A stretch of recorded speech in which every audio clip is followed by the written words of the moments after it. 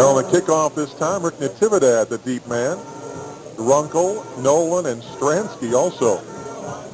All standing at about the 20-yard line in case the kick doesn't go all the way to Natividad. 24-13. AU now down by 2 scores with only 9:41 to go. They need to turn this thing around in a hurry.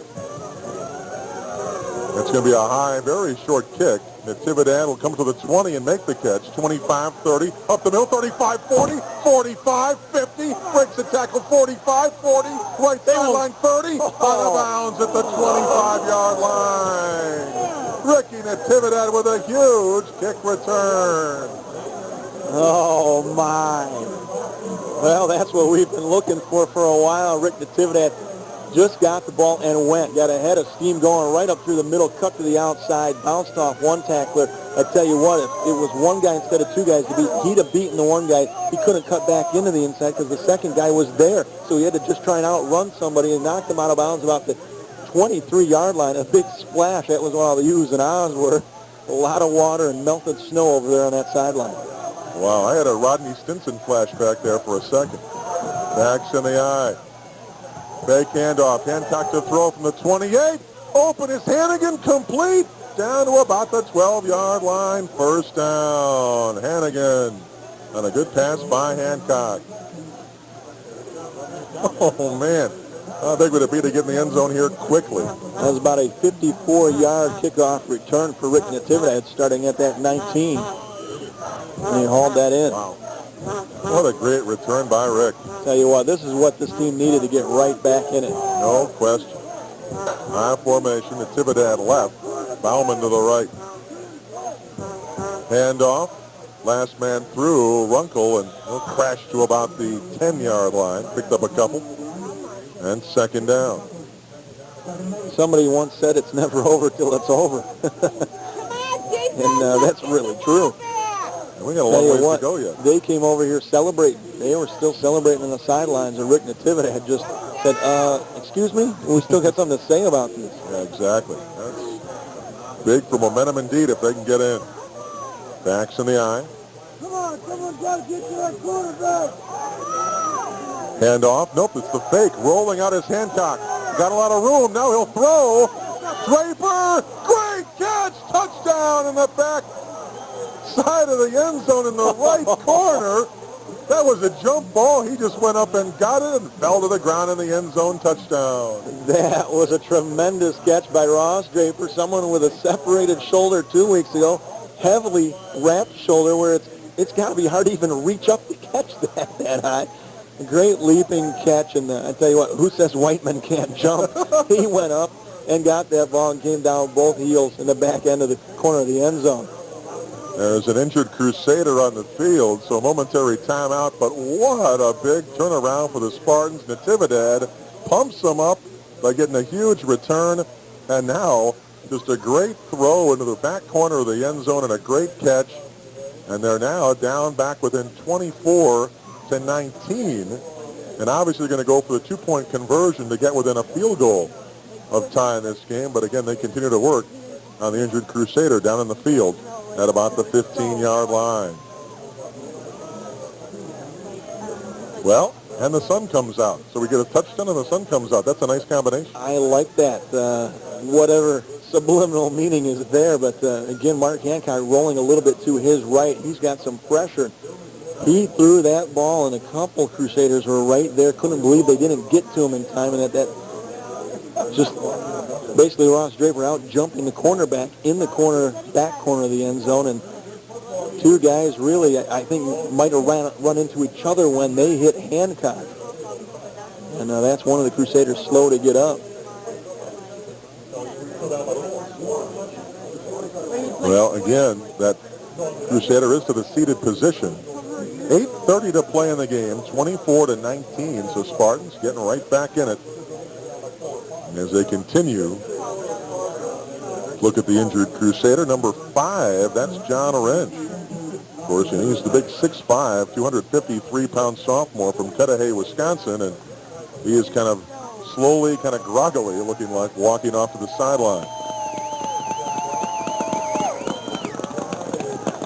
You know, it's hard to stop 250 pounds when you're moving that fast, I tell you. And Absolutely. going after the quarterback, and he tried to stop, and put a little bit too much pressure on it. Looks like possibly the right knee. That's my guess. But he's putting some weight on it now and walking off. But a big two-point conversion possibility now coming up for the Spartans. I tell you what, that's a Lee Smith kind of walk off the field, too. Exactly. Boy, oh boy, he's taking a long time to come across the field. Taking it nice and slow, not putting too much weight on there. And it looks like he's in just as much pain as Lee Smith is every time it looks like he walks into a ball game. Well, see what they can come up with on the two-point conversion. Natividad goes left side. Bauman's going to go to the right. Hannigan going to be a tight end to the right. Draper going to be a slot left. Fallscraft the only setback. Hancock under center. Take the handoff, rolling out on the sprint. He's chased, he throws. Incomplete. Fallscraft jumped and got a fingertip on it in the end zone. Couldn't come up with it.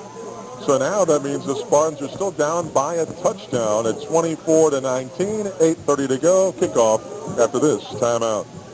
2nd and 5. Again the eye. And last man through. Rodriguez on the left side. This time nowhere to go. Gonzalez came flying through, hit him for a loss of about 6. Boy, great job by Steve Gonzalez to fight off a block, slide off it, and grab a hold of the leg and hold on until he was able to get his other arm in there and really pull him down like a steer, like a cowboy at the old rodeo.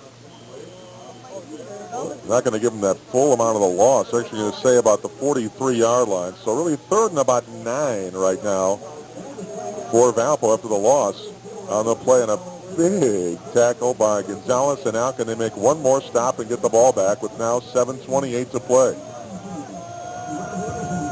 2 receivers right, 1 to the left, 1 setback. Browder straight drop. Has time again. Throws into the right flat. Intercepted by Buckley. The 40, 35, 30. Left sideline out of bounds at about the 25-yard line. Brad Buckley with a big play. Oh, my. He's seen it enough, stepped in front right down the sideline, and we are in business. Well, again, Brother took that ball a long way across the field. It gave Buckley, as you say, time to step in front. To cut in front, and then down the sideline he went. He picked it off at about midfield or so, and then he ran all the way to about the 26-yard line.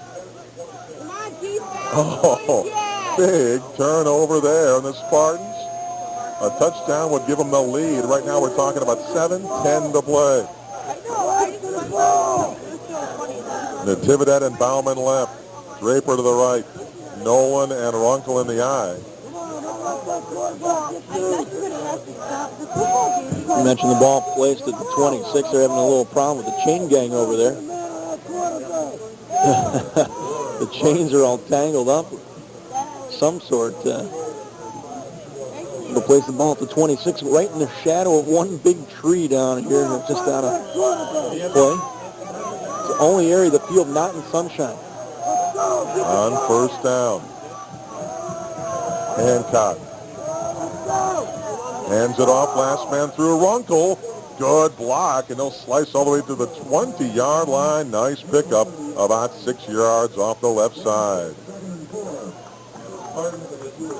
It's a good drive by the line that time. Oh, there you go. That's the first time we've seen that. They're pumped up, Mark. It just goes without saying at this point. That really energized them, and then some. Really beat them off the ball that time.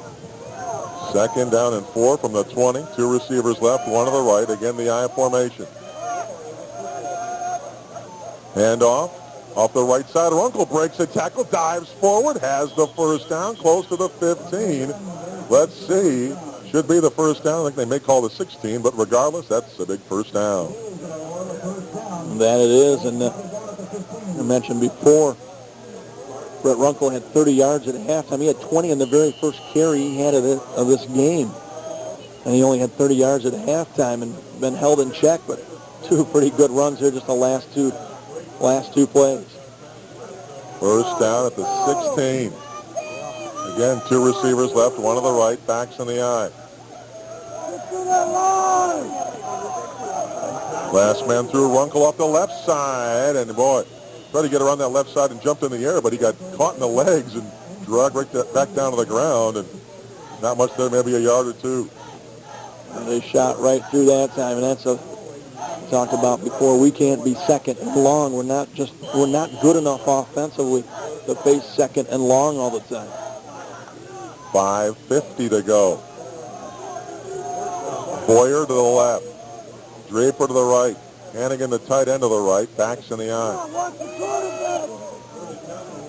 Hancock takes the handoff, Look looks out. to throw, and down he goes. A sack back at the 20-yard line. Well, there you go. They knew what we had to do at second and long, and they brought a couple extra bodies again. They've blitzed at all the right times today. Was fortunate enough that Mark Hancock held on to that football. Oh, my. 3rd down and 15 from the 20. And if you don't get in on this drive, hard-pressed to get it back in the final 5 minutes, back in this good a field position. Got to do it here. Certainly 4-down territory, but they need 15 yards. Two receivers right, one to the left, backs in the eye, and a flag on the play. And let's see what that's all Clock about. ran out. Oh, they didn't get the play off. Well, earlier in this game, Mark, the head referee came over before the snap and had the band stop playing. It was about the same spot of the field that Aurora U's at now. Again, they were playing that time, and once they blew it dead as a delay of game, Jason Reck turned to the officials and said, "You got to stop them. We can't even hear the signal count." And now, again, he's going to do it right now. He's going to tell them right now before the Spartans even break their huddle. Yeah, they've got to stop that band. Otherwise, you cannot hear the signal calling. And, they can actually call a penalty if they want. Well, they certainly can, and I'm surprised he hasn't yet. Well, no, I mean, that's the thing. Actually, you can boo the official all you want. Actually, he's doing them a favor by warning them rather than just throwing the flag. Well, the fans are booing. The fans can make as much noise as they want, but the school band cannot be playing like that. And they only have played when the Spartans have been down here trying to get things going. 3rd and 20. Straight drop. The left sideline. Flag pattern. Incomplete. Over the head of Natividad. He was double covered. And they just frankly didn't let him get to the ball. They just kind of cut him off and incomplete. And now Spartan's going to call timeout on 4th down and 20 yards to go for the first down. We'll keep it here. It's pretty much the game on the line on this next play with 4:44 to play in the contest. And going to have to come up with a big play here. Otherwise, the defense will have to come back on the field and get the ball back in a real big hurry. And especially now if you've burned the timeout now, if you don't get the first down,